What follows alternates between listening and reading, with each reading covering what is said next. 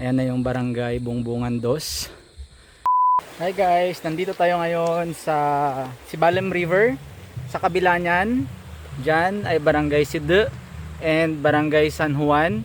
Sa likod naman sa pinanggalingan ko ay barangay Bungbungan 2, Sibalem Antique.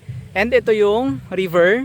Diretso na yan papunta doon sa may Sulong hanggang makalabas doon sa may barangay San Pedro, San Jose Antique. And ganito naman yung view doon sa kabila.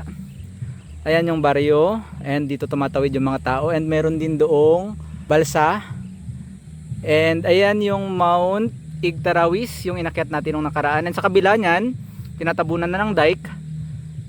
Doon naman yung Mount Magyaya. Both of them ay sakop na actually ng Barangay Karawisan 2, San Remigio Antique. And ito yung dike dito.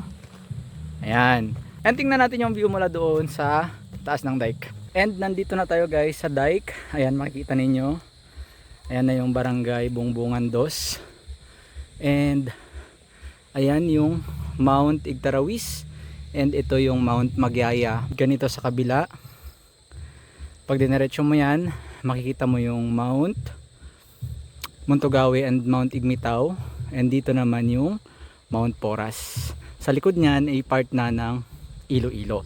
So itong dike na ito ay maganda rito mag run or walk kapag hapon, and putol yan dun sa dulo, pero I think enough na rin naman yung distance para mag run ka o mag walk ng balikan hanggang sa dulo.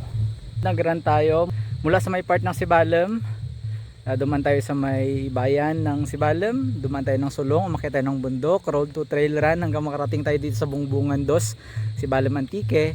Tumawid tayo ng ilog, and then diretso tayo dyan sa may highway naman papunta ng San Remigio, pabalik ng Sibalem, pabalik tayo ng Sibalem hanggang makarating sa bayan, hanggang makarating sa kung saan man, kasi wala naman tayong target na pace, wala naman tayong target na distance, nag-enjoy lang talaga tayo ng run. So ganun naman dapat, lalo na kung hindi ka naman competitive athlete tulad ko.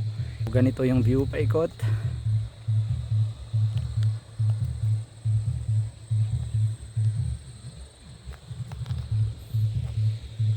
Isa ito sa magandang puntahan nyo kung nais nyo ng lugar na tahimik, na pwedeng makapag-jog or pwedeng makapag-run na walang masyadong tao dito sa Sibalem Antique. So share ko lang, bye bye, salamat.